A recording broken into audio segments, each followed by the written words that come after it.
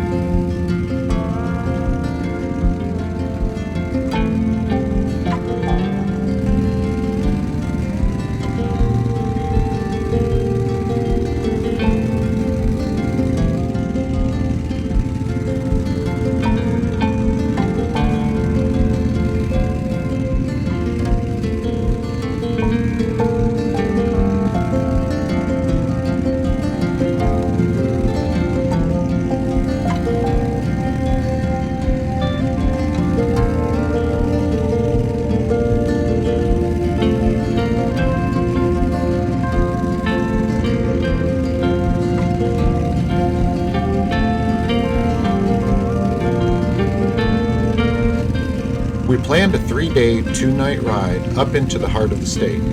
It was the second ride of the year, our third ride in the past 2 years. On Saturday, we rode to Glasgow, Kentucky, and set up in the Town Inn Motel. It was not the Hilton, but it was not the worst motel I stayed in this year by far. It wasn't bad. After getting checked in, cooled down, and rested up, our exploring began in Stonehenge?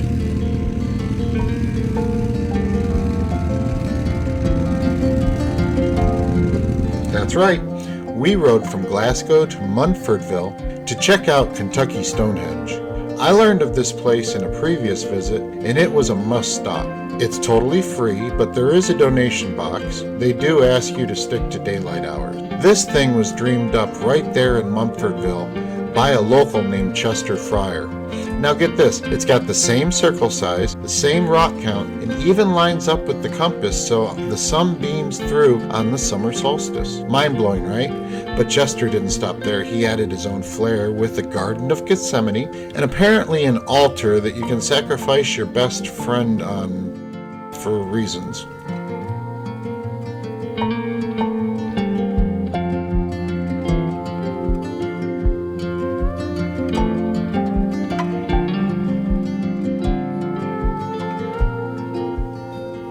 After that, we went back to the hotel, I had some dinner, and called it a night.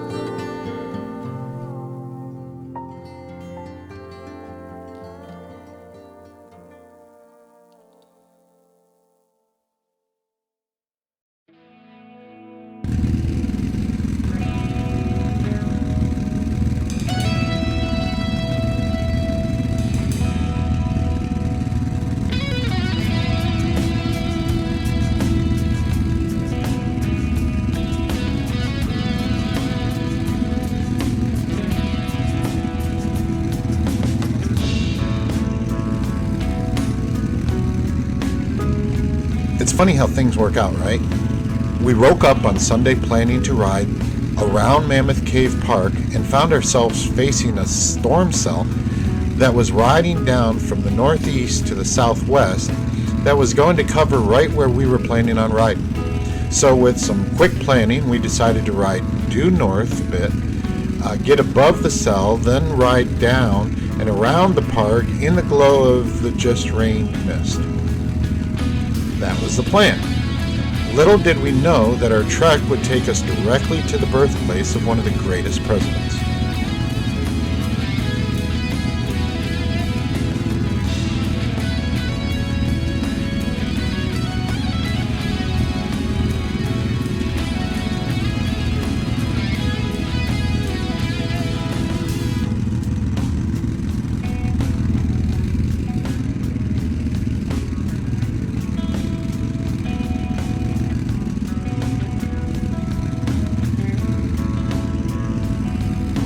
It's this peaceful spot in the countryside where our 16th president was born, way back in 1809.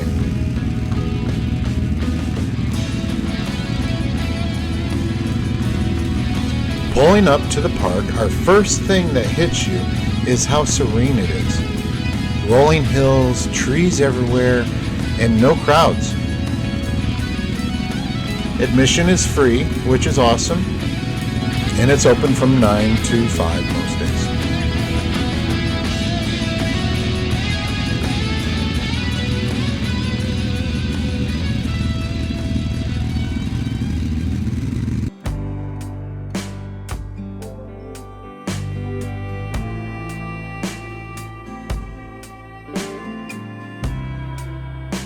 We wandered the trails. There's a boundary trail for a short hike through the woods, and picnic areas if you want to chill. We didn't. The trail brought us to the back of the main attraction, the memorial building. It's this grand white marble structure with 56 steps leading up, one for each year of Lincoln's life.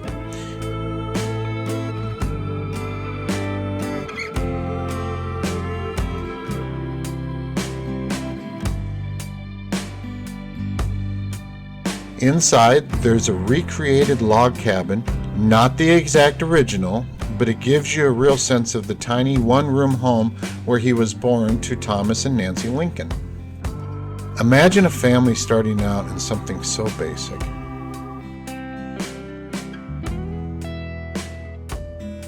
Just down the hill is the Sinking Spring, this natural water source that gave the farm its name. It's a cool, shaded spot with clear water bubbling up.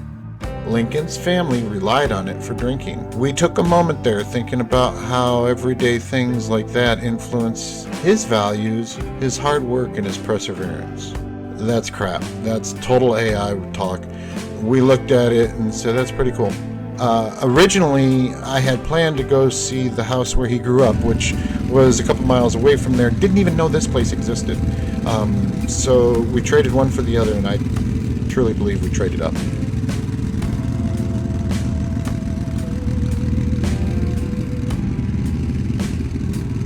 From there, it was to Mammoth Cave.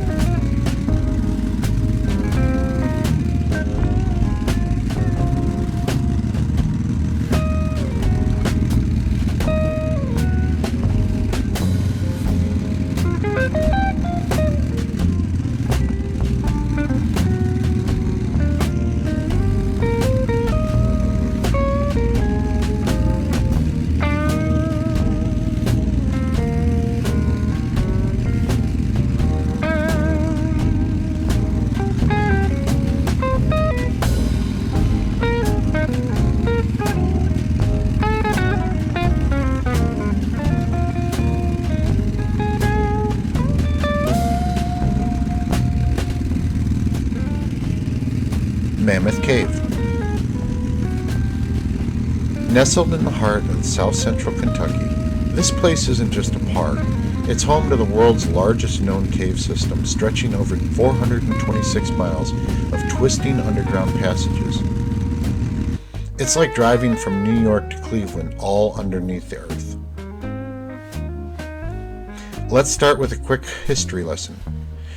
People have been drawn here for thousands of years. Native Americans explored these caves as far back as 5,000 years ago, leaving behind artifacts and even mummies in the dry chambers. By 1941, it became a national park, and in 1981, UNESCO named it a World Heritage Site for its incredible natural wonders. Now, what makes it so special? Picture massive rooms filled with sparkling stalactites, stalagmites, and ancient fossils.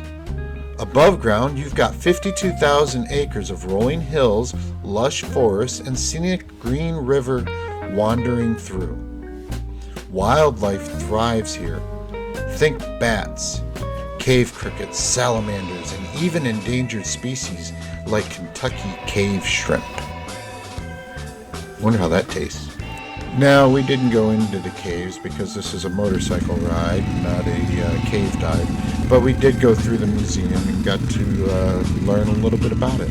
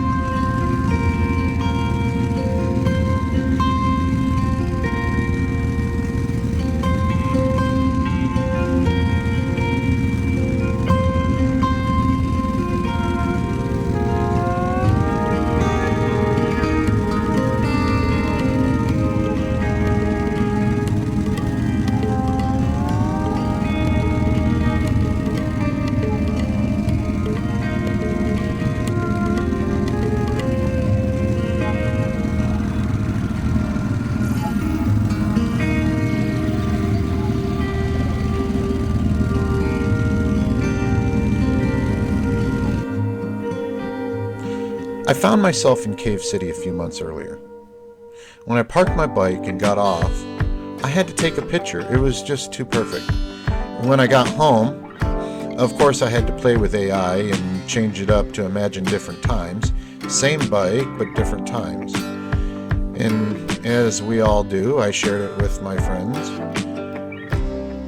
including my best friend.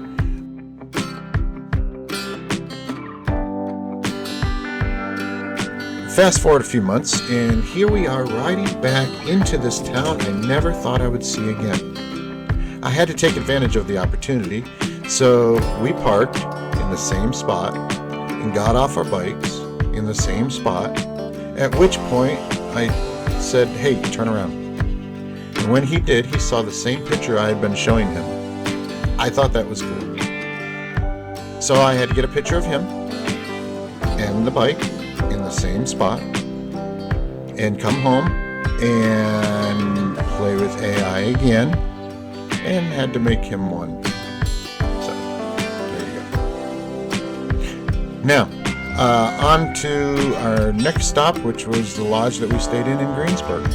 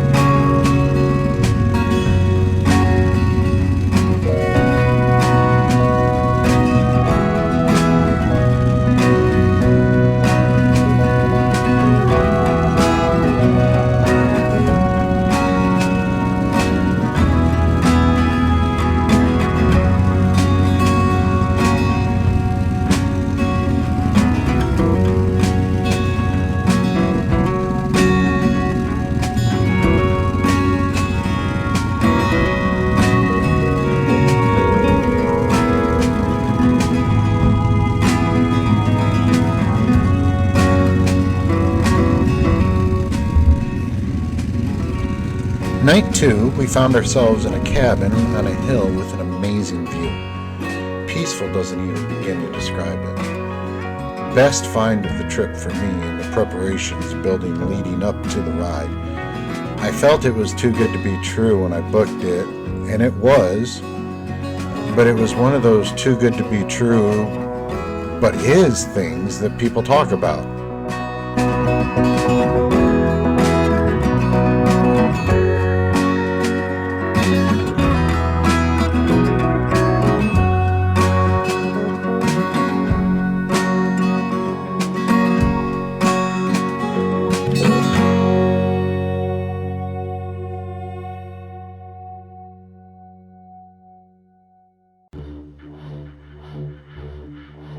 Greensburg is a quiet town. Well, it was until two wild bikers arrived to tear the place down. But I digress. Today, Greensburg honors its past through the Greene County History Museum, housing artifacts from settlements to downtown life. The next day was marked for the ride home, but first, a stop by a distillery. I mean, we're right here, right?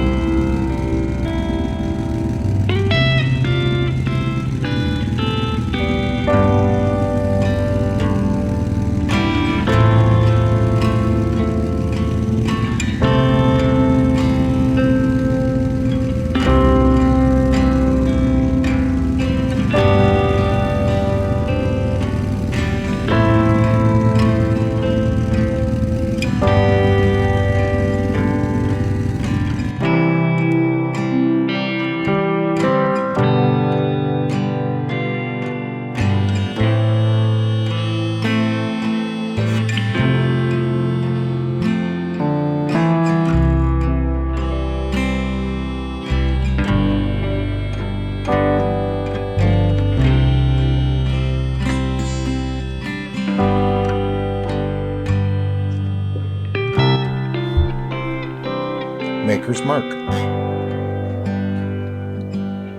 Back in the 1950s, founder Bill Samuels Sr. wasn't happy with his family's 170-year-old bourbon Old Carter recipe. So what did he do? He straight up burned it. Legend has it the flames even caught the curtains on fire.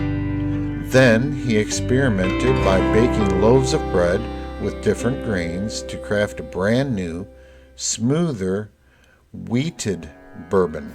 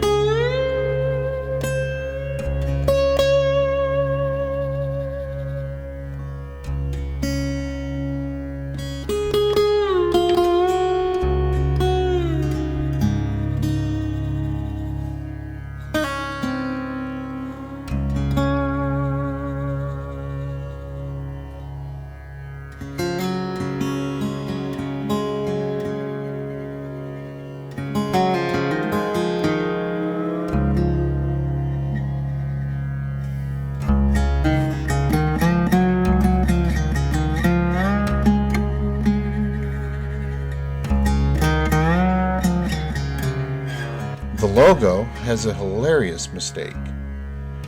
It says SIV for fourth generation, but Bill was actually 6.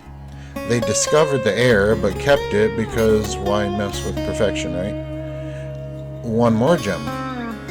They tried lowering the proof to meet demand, but fans revolted so hard they switched back within days.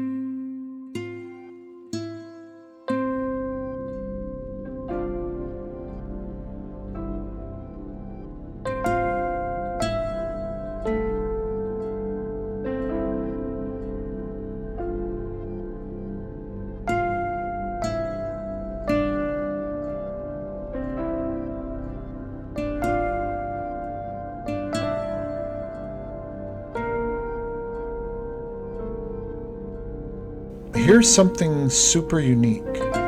Unlike most distilleries, Maker's Mark still rotates their barrels by hand to ensure every drop ages evenly.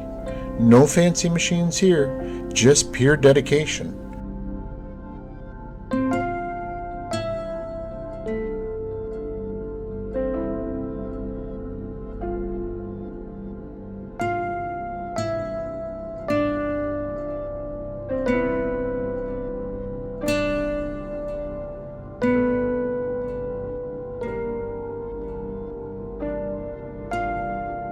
His wife Margie was the real genius behind the brand. She dreamed up the name Maker's Mark, inspired by old school artisans' signatures on pewters. Designed the square bottle and label, and dipped the very first bottles in the red wax in her kitchen deep fryer.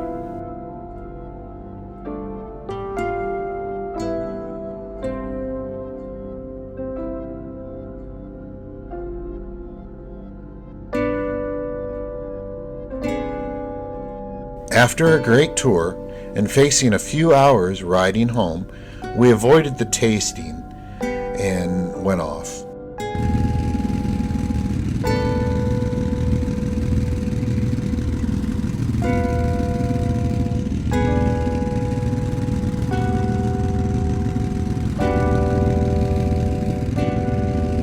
The trip was fun. It was challenging, and looking back, it was exactly what we needed. I can't wait to do it again.